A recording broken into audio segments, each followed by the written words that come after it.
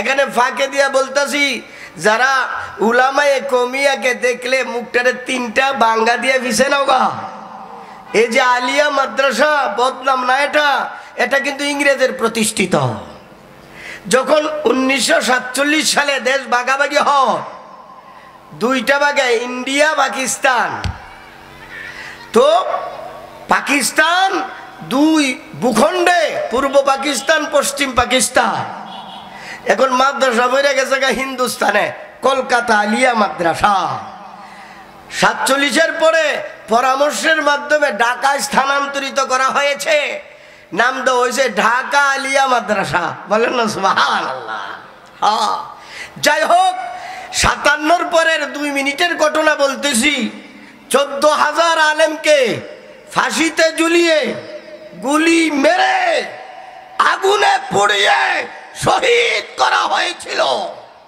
একজন আর দুইজন না।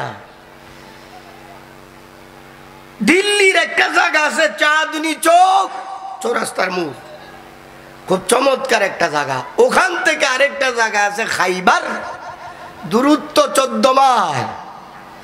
এই 14 মাইল দূরত্ব চাঁদনি চৌক থেকে নিয়ে খাইবার পর্যন্ত। দুই পাশে আবার গাছ লাগানো আছে। দেখেন ডাকাতিও মন্ত্রী ফারাদ যান, জায়গা বড় বড় গাছ লাগায় রাখছি, বিশাল বড় বড়।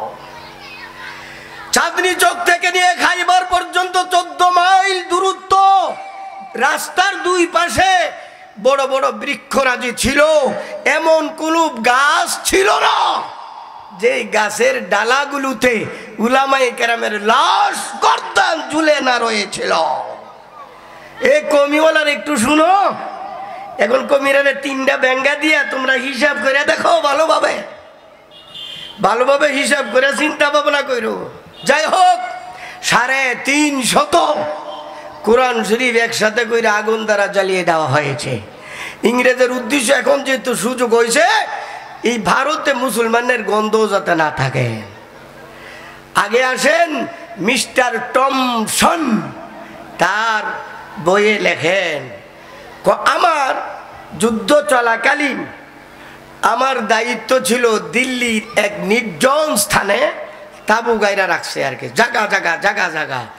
আমি আমার দিনের বেলা দায়িত্ব শেষ করে সন্ধ্যার আগে আগে তাবুতে চলে গেলাম। সূর্য ডুবে গেছে, অন্ধকার আইসা গেছে।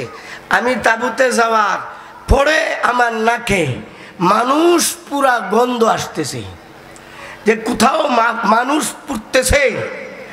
আমি তাবু থেকে বের হলাম, একটু দূরে গিয়া দেখি বিশাল বড় অগ্নিগর্ত, বিরাট বড় গর্ত খনন করে এর মধ্যে আগুন জ্বালানো হয়েছে, এবং 40 জন আলেমকে, বড় বড় আলেমকে একদম উলঙ্গ করে এই গর্তের পারে সিরিয়ালে দাঁড় করানো হয়েছে। নাউজুবিল্লাহ বলেন। এই আলেমদেরকে বলা হচ্ছে, ইংরেজ বিরোধী আন্দোলন ছেড়ে দাও, তোমাদেরকে মুক্তি দেওয়া হবে। মিস্টার টমসন বলে আমি অবাক হয়ে গেলাম যে 40 জনের মধ্যে একজন আলেমও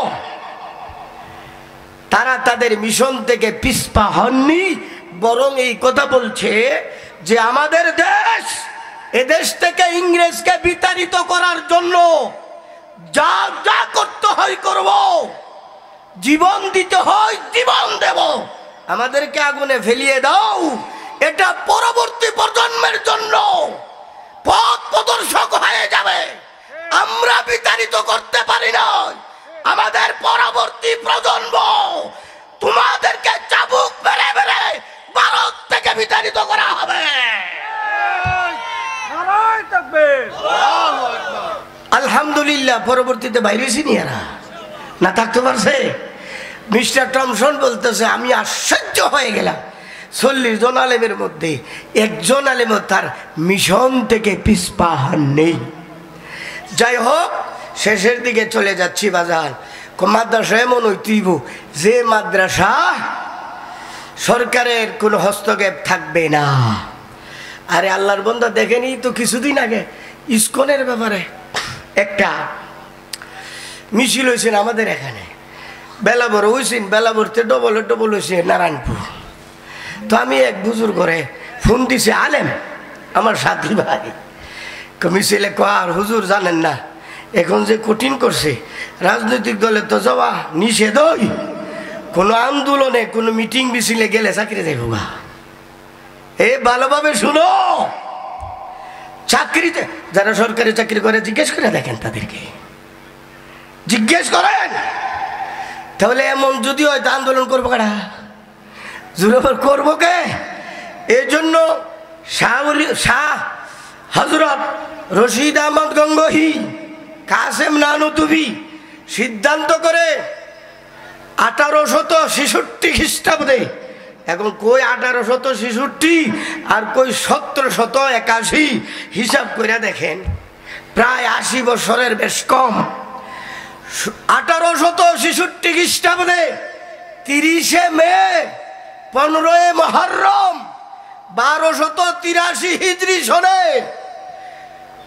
ভারতের উত্তর প্রদেশের সাহারানপুর জেলার দেওবন্দ নামক বস্তিতে ঐতিহাসিক 7টা মসজিদের প্রাঙ্গণে ডালিম গাছের ছায়ায় বর্তমান বিশ্বের দ্বীনি শিক্ষার প্রাণ কেন্দ্র বলে বিবেচিত, প্রাণ কেন্দ্র বলে পরিচিত দারুল উলুম দেওবন্দ নামক মাদ্রাসার গোড়াপত্তন করা হয়। বলেন না সুবহানাল্লাহ।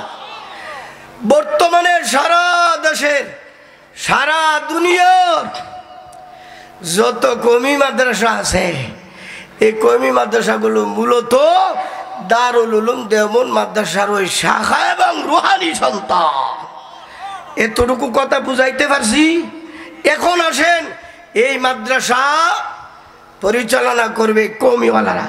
কওমি কারে কো? জনগণ। কাকে বলে? কওম মানে জনগণ। জনগণের দানে মাদ্রাসা পরিচালিত হবে, জনগণের চান্দায় মাদ্রাসা পরিচালিত হবে, কিন্তু জনগণকে উপহার দিতে হবে। তাদের আকীদা বিশ্বাস বিশুদ্ধ করার জন্য যা যা করার দরকার কওমি আলেমরা করতে বাধ্য। প্রয়োজনে জীবন দিলে জীবন দাও। জনগণের টাকায় মাদ্রাসা চালাইবা আর জনগণে বেদাত কাজ করবে, তুমি আগ কইরা ছায়া থাকবা, হবে না। জনগণকে উপহার দিতে হবে, বেদাত মুক্ত আমলের পরিবেশ করতে হবে, শিরিক মুক্ত আকীদা পোষণের ব্যবস্থা করতে হবে। তবেই তুমি জনগণের টাকায় মাদ্রাসা চালাইবার অধিকার রাখো। নতুবা জনগণের টাকায় মাদ্রাসা চালানোর অধিকার নাই। কারণ কওমি মাদ্রাসা দারুল উলুম দেওবন্দে প্রতিষ্ঠাই করা হয়েছিল এই উদ্দেশ্যে। এই মাদ্রাসাগুলোর মধ্যে বাচ্চা একটা মাদ্রাসা, এটা বলেন না সুবহানাল্লাহ। ছোট মাদ্রাসা হযরত মাওলানা ভাইজি সাহেব অক্লান্ত পরিশ্রম করে আপনারা জানেন চালাইতেছেন। এই মাদ্রাসা থেকে হাফেজে কোরআন বাইর হয়, বলেন না সুবহানাল্লাহ। হাফেজে কোরআন এই মাদ্রাসা আলিয়ার তারও বেশি বাইর হয়। আলিয়া থেকে হাফেজে কোরআন বাইর না আছে, না আছে ভাই, এদেরও হেফজে কোরআন আছে, কিন্তু এখানে বেদাত কোনটা, শিরিক কোনটা, কুফরি কোনটা জনগণকে বুঝাইতে হবে, ছাত্রদেরকে শিক্ষা দিতে হবে। তখনই হইবা তুমি কওমি সন্তান। নতুবা অর্ধেক কইবা কওমি, অর্ধেক কইবা আলিয়া। দুয়া রাজারে বলে এটারে ক খচ্চর। এটার কি হুজুর খচ্চর ছিলাম না। খচ্চর হইল গাদা আর গাদি। বেড়াডারে ক গাদা, বেডিডারে ক গাদা আর গাদি। মিলামিশার মাধ্যমে বাচ্চা হইলে এটারে ক গাদা, বেডি হইলে কব গাদি। আর গুড়ার গুড়ি মিলামিশার মাধ্যমে বাচ্চা হইলে হয়ে জায়গা গুড়া বা গুড়ি। মাঝে মধ্যে আর গুড়া আর গাদা মোটামুটি সেম সেম ওই দেখা যায়, আর একসাথে চলাফেরা করে। ইন্ডিয়া গেলে দেখবেন, পাকিস্তান দেখবেন, অন্য অন্য রাষ্ট্রেও আছে, কিন্তু মাঝে মধ্যে গুড়া গিয়া গাদির উপর উঠা থাকা। আর গাদিও নিষেধ টিষেধ করে না। তখন এ বাচ্চা যে হয়, মা হইল গাদি আর বাপ হইল গুঁড়ো, দুইটার সমন্বয়ে যেটা ওইটারে খচ্চর। তুমি খচ্চরে পরিণত হয়ে যাবা। যাই হোক, আমি আর আলোচনা লম্বা করতেছি না।